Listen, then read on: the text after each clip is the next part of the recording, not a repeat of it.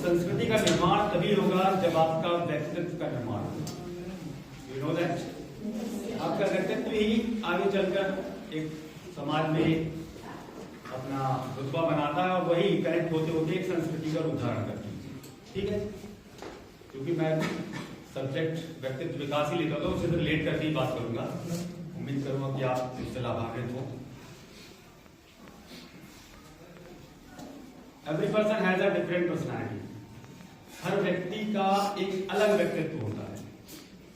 हर व्यक्ति एक जैसा हो कभी संभव नहीं है। हर किसी में कुछ ना कुछ यूनिक चीज जरूर रहेगी। ठीक है ना। आज के परिवेश में देखा जाता है कि प्रेशराइज किया जाता है स्टूडेंट्स को कि आपको 90% ही लेके आना, 95% ही लेके आना। तो ये संभव नहीं। हर व्यक्ति 90% से पास हो, ये संभव नहीं हो ही नहीं सकता। एग्जाम्पल के तौर पे यदि मैं इस क्लास में एक साइज की टी शर्ट सबको दे दूं और बोलूं कि इसे पहनो, इज इट पॉसिबल? सबका साइज डिफरेंट है। कोई लंबा है, कोई छोटा है, कोई मोटा है, कोई दुबला है। तो उसी प्रकार हर व्यक्ति के अंदर भी जो गुण है वो डिफरेंट है। हो सकता है कोई डांस में बहुत परफेक्ट हो सकता है कोई सिंगिंग में बहुत परफेक्ट हो, और हो सकता है कोई पढ़ाई में बहुत परफेक्ट हो। तो हर बार सिर्फ पढ़ाई को ही पैमाना बनाकर अपने व्यक्तित्व को ना नापा जाए। आप में जो यूनिक क्वालिटीज हैं उस पर काम करें। सबसे पहले अपनी पर्सनालिटी को पहचानें कि आपके अंदर योग्यता है क्या, और उसको आप कैसे बढ़ा सकते हैं और कैसे निखार सकते हैं। क्योंकि जब आप अपनी खूबियों पर SWOT विश्लेषण पढ़ाता हूं मैं, SWOT सुना है ना? Yes, sir. Strength, weaknesses, opportunities and threats. यदि आप अपना स्वयं का SWOT कर लेंगे तो आप जान जाएंगे कि आपके अंदर खूबियां क्या हैं और कमियां क्या हैं। तो अपनी कमियों को कम करते हुए अपनी खूबियों को बढ़ाइए और उस पर काम करिए।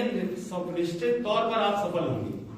कोई भी आपको रोक नहीं सकता सफलता पाने से। कई बार लोग ये भी बोलते हैं कि हमारे पास कुछ चीजों की कमी है, वो सभी संसाधन हमको उपलब्ध नहीं हो पाए इसलिए हम सफल नहीं हो पाए। तो ये भी कोई बहुत बड़ा एक्सक्यूज नहीं है, क्योंकि जीवन में अभाव होना भी बहुत जरूरी है। क्योंकि जब आपके पास अभाव होगा तभी आप प्रभाव के साथ आगे बढ़ेंगे। कभी आपने सुना है गरीब, आपने हमेशा सुना होगा गरीब से ही व्यक्ति अमीर बनता है। अमीर तो अमीर है ही ना, अमीर कौन बनेगा? वही प्रयास करेगा। तो यदि जीवन में अभाव है